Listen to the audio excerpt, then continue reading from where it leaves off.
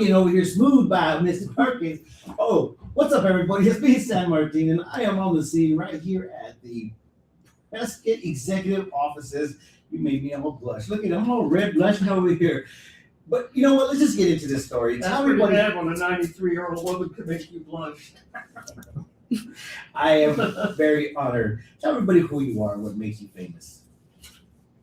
I don't think I'm famous, but my name is Marge Perkins. Marge Perkins, but your name is famous. It has to be famous. And you know, with the world that we live in today, the reason why you're here is for us to go ahead and have a simple conversation and tell everybody kind of your history and who you are. So, how did you become Mrs. Perkins? I was born in Minnesota. My father was a farmer, and he, from the hay desk, got a terrible case of asthma. And the doctors told him if he stayed there, he would die. He either needed to go to Tucson or to Prescott, Arizona. So we moved to Prescott, Arizona in 1944. That's how I got here. Yeah. My husband was born and raised here. Wow. And so, you know, obviously back in the days, we didn't have those crazy cool transportation opportunities. So how was that transportation all the way from where you were born and raised? Well, actually, my father was so bad, they had to bring him out on a stretcher on a train. And my mother and my brother, who wasn't even of age to drive yet, drove us to Arizona. Wow. What kind of car was it? Do you remember? It was a little Ford. A Model T Ford. Wow. How long did it take? No, I don't remember that, but it probably took us maybe 5 days. Wow. It's insane to kind of see, like, in the, may I know we don't ask ladies their age, but may I ask what your age is? My age is 93. Wow. You look good. I was for born in 93. 1933. Yeah? What do you do for fun? What do I do for fun? Yeah. Go Now or earlier? Yeah, well, let's talk about both. We're going to have a good conversation, that's for sure. Well, I went to Prescott High School. I graduated in 1951. And your friend asked me about dancing. Mm-hmm. That was one of the greatest things I did was dancing. I loved jitterbugging. The jitterbug. But I also loved roller skating. I loved badminton. I loved table tennis. I was pretty sporty. Well, let's get back into the family. So you married into the Perkins, to Tom Perkins. How was that? How did you meet Tom? My sister went with Bob Curtis. Bob Curtis was a very good friend of Tom's. So I met him through them. And I didn't much care about him at first. He worked very hard with his father on the ranch, and usually in remote places. So when his dad would give him time to come to town, they'd hit Whiskey Row. That was fun for him. It still is a little bit. Oh, I think people still have fun on Whiskey Row. So when you met with Tom, obviously just like almost every relationship that's ever started, like I wasn't interested, but he kept being persistent. Is that the Perkins way, is being persistent? He was very persistent. He would ask me to dance. I'd dance with him. I liked him. He was just a really great guy. And as I told you, he had a big old cowboy hat on, stuck his pants in his boots with the red tops. I thought he was adorable. But I wouldn't have anything to do with him until he went into the service. He joined the Army. And when he came out, he was just a different person. Wow. And I was working at the Elks Theater then. I was a ticket girl. Wow. And he would come to the movies and he would ask me out, do you remember the old mill? Mm-hmm. Well, we would go to the old mill and play shuffleboard. I still have some steak knives we won playing shuffleboard. Wow, talk about some blast from the past, because they're still utilizing the old mill. It's still there. Yeah. And I believe we're still utilizing it as an event warehouse, right? Is that the same place? I don't know that. Never I know the dinner bell was there across the street. Wow. And Oh, yeah. It was one of our hangouts, and so was the Waffle House. My family On grew up. Sheldon. My family grew up on McCormick Street, so all in the same On neighborhood. McCormick. Yep. Mm-hmm. Yeah, my grandma Felipa Andrada was her maiden. Her maiden name was Felipa Ochoa. And then Ochoa. yeah, and then she married into the Rodriguez, and then she married into the Andradas. We had a pretty vivid family, very vivid family. I think with my We mom, had some very nice families back then. yeah. I think we still do, and I mean we're obviously getting inundated with a whole bunch of people, so it's not like that old time family stuff like that. But it is what it is. So let's talk about how and where you guys resided at. So you guys resided out in Chino Valley at this time, or Well, when Tom and I were married in 1954, we didn't really have a place to go to, so we lived there in Chino with his mother. He had kind of a side room, and so we were kind of isolated, but we lived there. And then his older brother, Marion, married a Sutherland. Mr. Sutherland was high on the Santa Fe Railroad. And when he retired, they allowed him to buy a little house at Perkinsville, which was the foreman's house. And I think he paid $900 for that house. And he sold it to Tom and I. And then we went down there.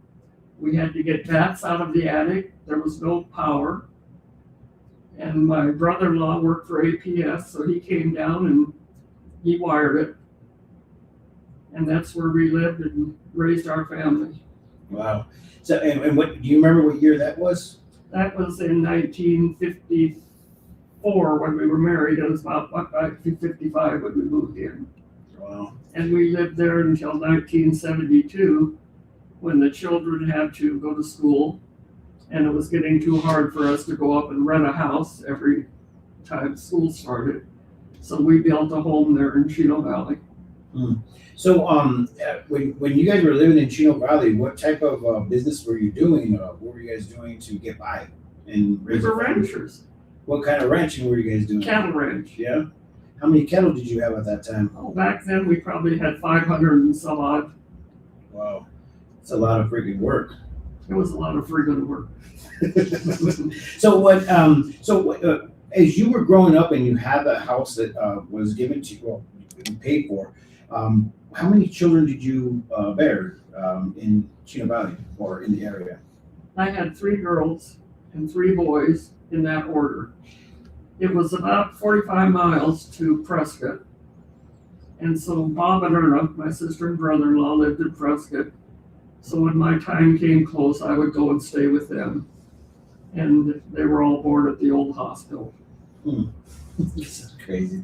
When you start thinking about the history of Prescott Valley, Chino Valley, it really honestly it tells a story. How basically the West was won and ranched. Like these are the big things that a lot of people don't really think about when they move here. They don't think about the people that have blood, sweat, and tears here that actually created this. At that point in time, how much land did you guys manage at that point? There was probably a total of about 65,000 acres at that time. Wow, it's a lot of acreage. Well, there was a lot more acreage when grandfather came here. He had a huge ranch, but he divided it amongst his 3 sons. My father-in-law was Nick Perkins, his second son, and Nick Perkins divided his amongst his 4 sons. So that made the ranch get quite a bit smaller. So crazy. I mean, in back in the days, that's kind of what this whole area was for. It was ranching. It was ranching and cattle grazing. So with that being said, now coming to our day to day now, it's like a lot of people don't even acknowledge it. They say, "Oh, I see cows out there," and to be honest, that's been going on for ages, long time. Since 1900. Yeah. What was the population at that time? Do you remember? I would imagine there was probably a couple thousand people in Chino when Tom and I got married. That's crazy.